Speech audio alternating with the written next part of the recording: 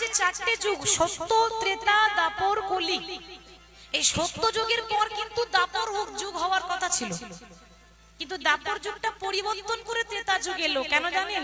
শুধুমাত্র একটা ভক্তের ভক্তির জোর।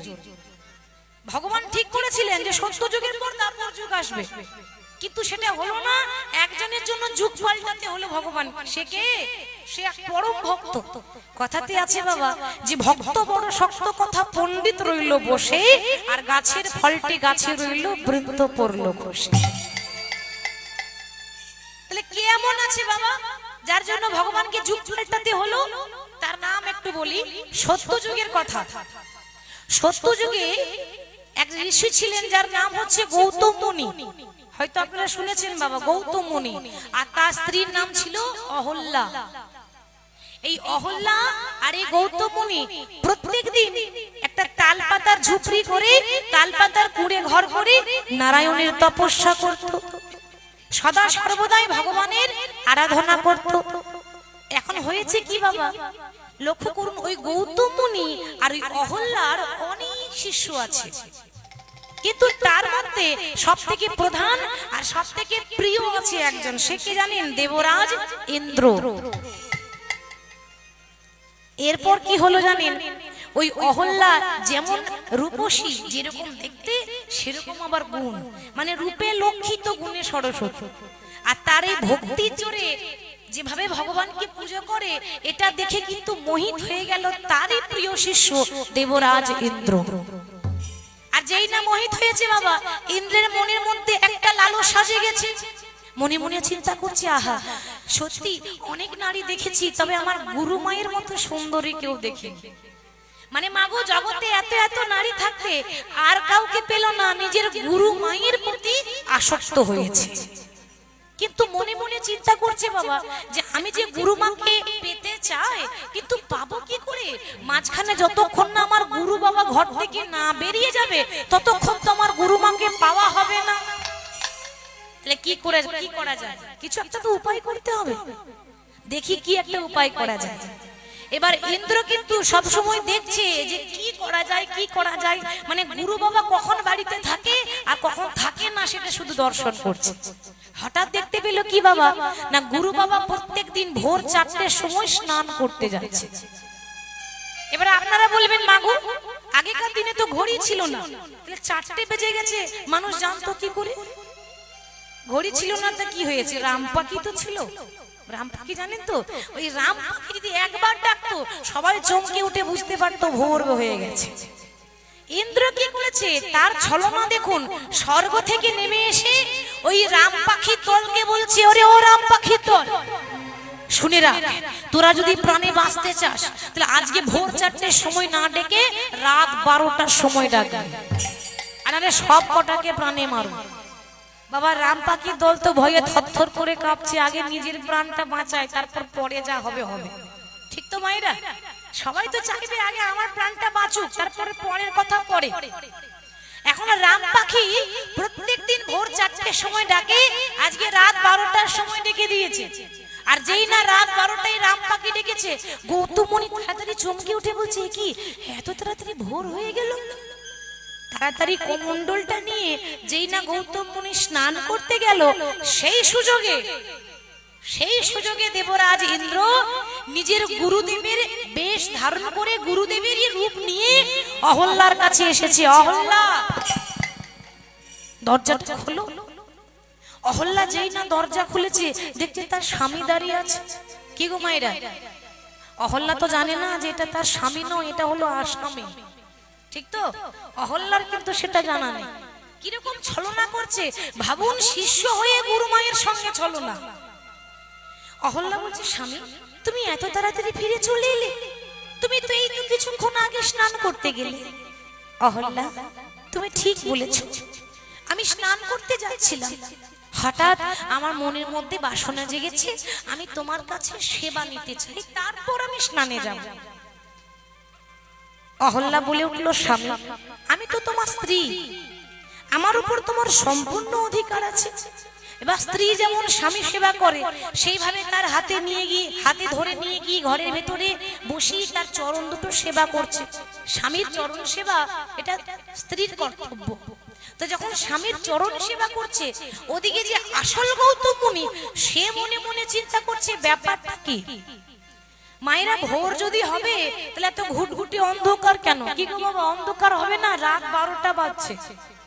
দেখবেন ভোর যখন হয় একটু আকাশটা ফর্সা হয়ে যায় না, পথঘাট একটু বোঝা যায়, কিন্তু ভোর তো হয়নি, রাত 12টা, একেবারে ঘন অন্ধকার। ব্যাপারটা কি? আমি ঘুমের ঘরে চলে এলাম না তো? না না, আমি একবার ঘুরে যাই।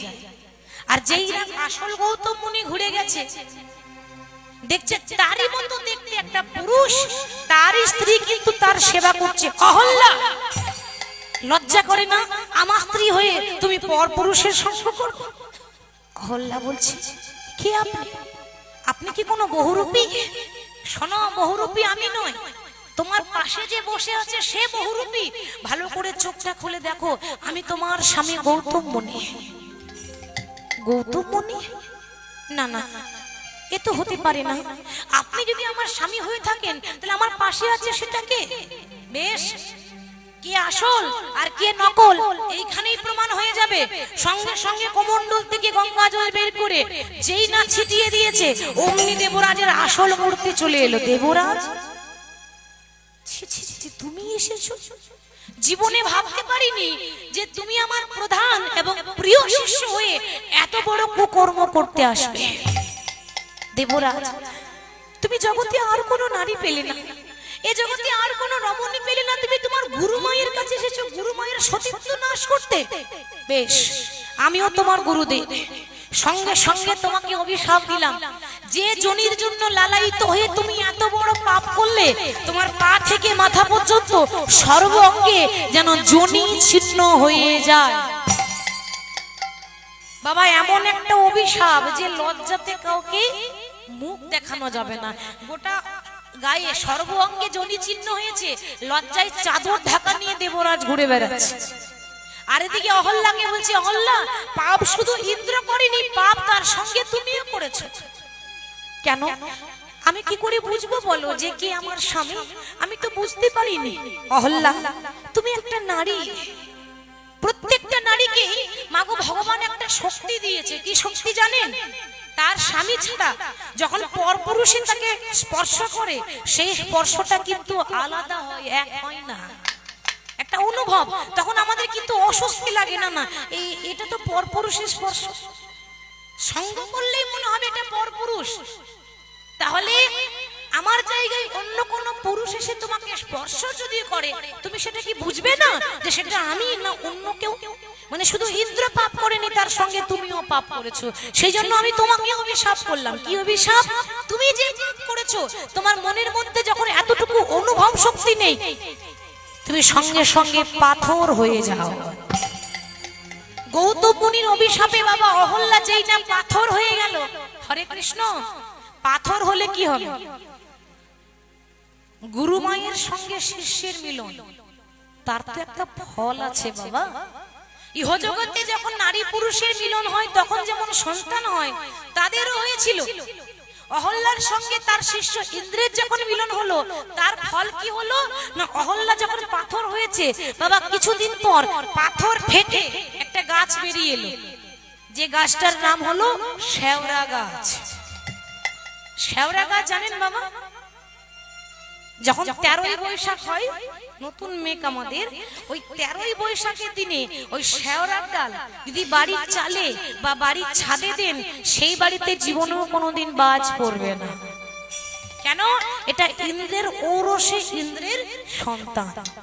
তাহলে সেই পাষাণী অহল্যা, মানে অহল্যা যখন পাথর হয়ে গেল, মনে মনে প্রার্থনা করলো, দয়াময় তুমি তো জানো আমি নির্দোষ, আমি জেনে শুনে পাপ করিনি, আমি নির্দোষ।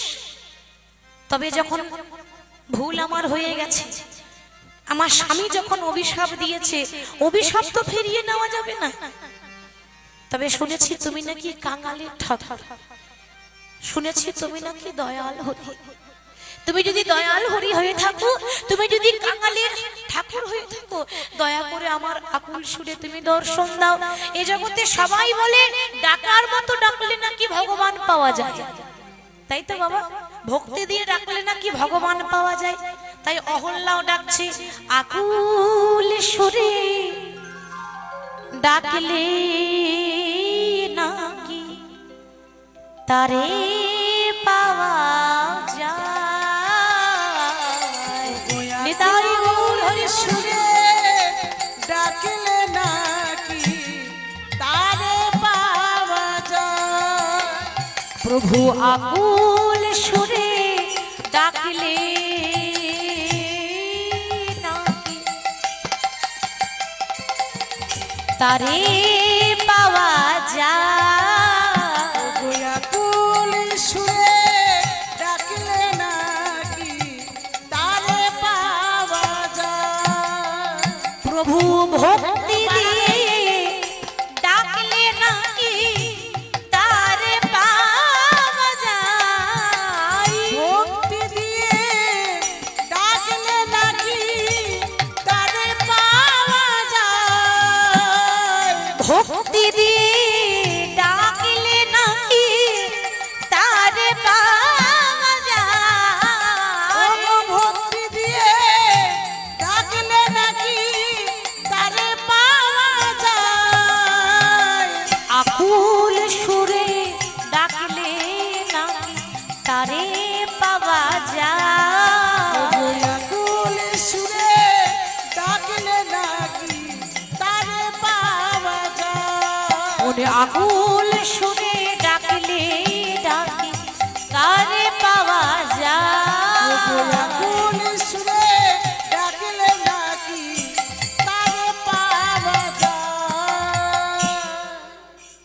তা যখনই বলছি প্রভু তুমি দয়া করে আমাকে কৃপা করো, এই পাষাণকে দয়া করে যেন উদ্ধার করে দাও। শুনেছি হরি নামে নাকি পাথর গলে যায়, তাহলে এই পাথর কি কোনোদিনও গলবে না? ভক্তের ভক্তির জোরে ভগবানকে নেমে আসতে বাধ্য হলো।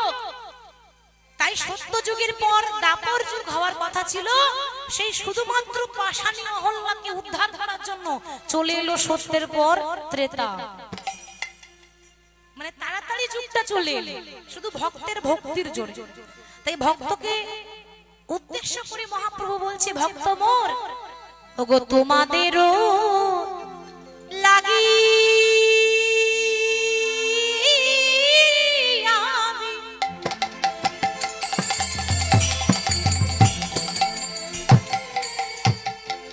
আমি হলাম অবতার।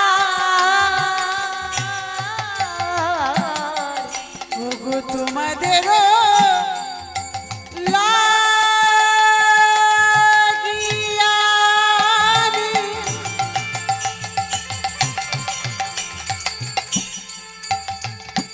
ওগো কলি জীবন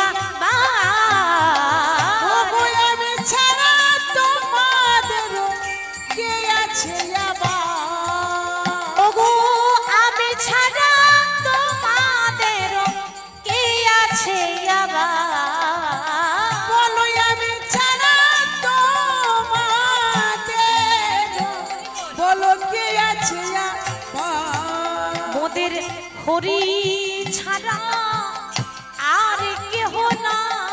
ওগো হরি হৃদয় ছাড়া গৌর হরি বল। আর কেহ না।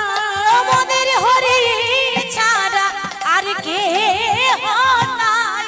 হরি ছাড়া আর কেহ নাই। সদাই হরি হরি হরি বল, হরি ছাড়া আর কেহ নাই। মুখে হরি হরি হরি বলো, হরি ছাড়া হরি বল। আর কেহ নাই। আমি ছাড়া তোমাদের কে আছে আবার? বলো আমি ছাড়া তোমাদের কে আছে আবার? ভগতি বিনোদ প্রভু চরণে ধরি, চরণে ধরিয়া ওগো হরি নামে মহামন্ত্র লইল মাগি। ওগো হরি নামে মা